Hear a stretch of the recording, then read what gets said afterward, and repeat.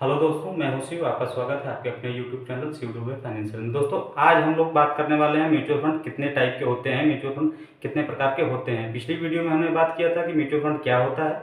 इस बार हम लोग बात करेंगे म्यूचुअल फंड कितने प्रकार का होता है। तो बेसिकली म्यूचुअल फंड दोस्तों होता है 18 टाइप का, 18 टाइप, जिसमें से कि मैंने कुछ नोट डाउन किया है, मैं आपको बता दे रहा हूँ सीरियल वाइज। पहला होता है इक्विटी फंड। इक्विटी फंड जो है वो पहला होता है। दूसरा है डेट फंड। तीसरा है हाइब्रिड फंड। चौथा है इंडेक्स फंड। पांचवा है सेक्टर फंड। छठा है टैक्स सेविंग फंड। सातवां है लिक्विड फंड। आठवां है गिल्ट फंड। नौवां है गोल्ड फंड। 10वां है थीमेटिक फंड। 11वां है एसेट एलोकेशन फंड।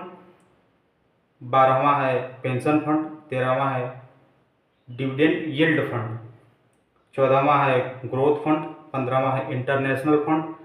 16वां है ओवरनाइट फंड। 17वां है मनी मार्केट फंड और 18वां है एसबीआई पीयूसी फंड। दोस्तों, 18 टाइप के फंड होते हैं।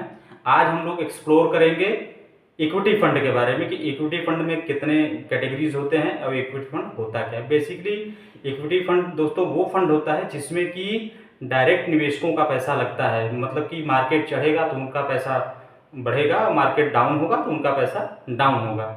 ये होता है इक्विटी फंड। अब इसमें दोस्तों 3 कैटेगरी है, large cap, mid cap, small cap. तो पहला लेते हैं large cap. Large cap mutual fund वो होता है दोस्तों जो कि देश की बड़ी कंपनियां होती हैं, जो 1 से लेकर 100 तक कंपनियां हैं सीरियल वाइज, मतलब 1 से लेकर 1 2 3।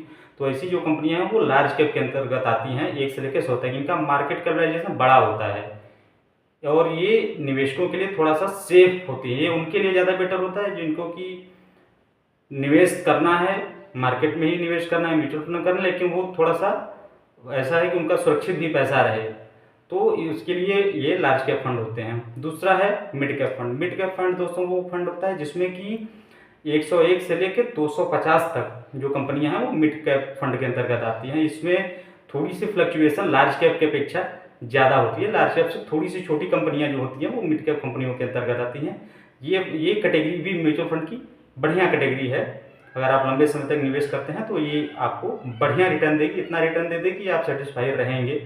और तीसरा दोस्तों होता है small cap fund. Small cap fund दोस्तों वो फंड होता है जो कि 251 से लेके प्लस कंपनियां जो हैं, 251 से जितनी भी आगे कंपनियां हैं वो टोटली जो है स्मॉल कैप फंड के अंतर्गत आती हैं। ये बहुत ज़्यादा वोलेटाइल मार्केट होता है, फंड होता है, क्योंकि मार्केट जब भी ऊपर जाता है तो बहुत तेज़ी से ऊपर जाती है, मार्केट जब क्रैश करता है तो ये बहुत तेज़ी से क्रैश करती हैं। इसमें रिटर्न बहुत ही एक्सट्रीमली हाई आता है या तो बहुत ही एक्सट्रीमली कम आता है। मार्केट अगर 10% गिरा तो स्मॉल कैप फंड जो है 30% 40% तक करेक्ट हो जाते हैं, और मार्केट अगर 10% चढ़ा तो स्मॉल कैप कंपनियां जो है वो 15% 20% 25% तक ऊपर हो जाती हैं।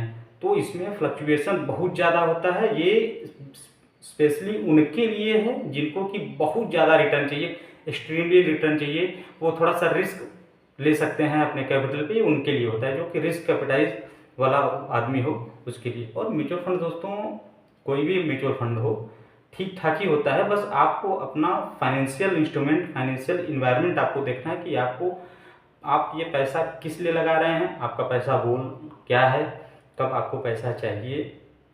इस हिसाब से आप जो है कि फंड हाउसेस का सिलेक्शन कर सकते हैं। ऐसा नहीं कि आपने पैसा लगाया और किसी भी फंड हाउस में डाल दिया, ऐसा नहीं होता है दोस्तों।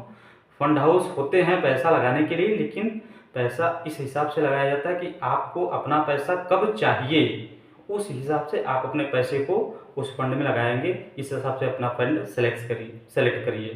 तो दोस्तों ये था आज का म्यूचुअल फंड कितने प्रकार का होता है। दोस्तों अगली बार हम नेक्स्ट वीडियो में जो है इसके एक और थीम के बारे में बात करेंगे। जैसे आज 18 टाइप का हमने बताया तो एक को मैंने एक्सप्लोर किया, अब अगली बार जो है दूसरा नंबर का जो रहेगा उसको हम लोग एक्सप्लोर करेंगे। दोस्तों वीडियो अच्छा लगा हो तो लाइक एंड सपोर्ट करिए, शेयर करिए इसको, और सब्सक्राइब करना ना भूलिए, क्योंकि सब्सक्राइब करेंगे तभी जो है आपका भाई आगे बढ़ पाएगा, आपको अच्छे अच्छे कंटेंट दे पाएगा। अभी थोड़ा सा चीज़ आप देख ही रहे हैं, महसूस कर रहे होंगे, तो धीरे धीरे वो चीज़ें ख़त्म हो जाएंगी।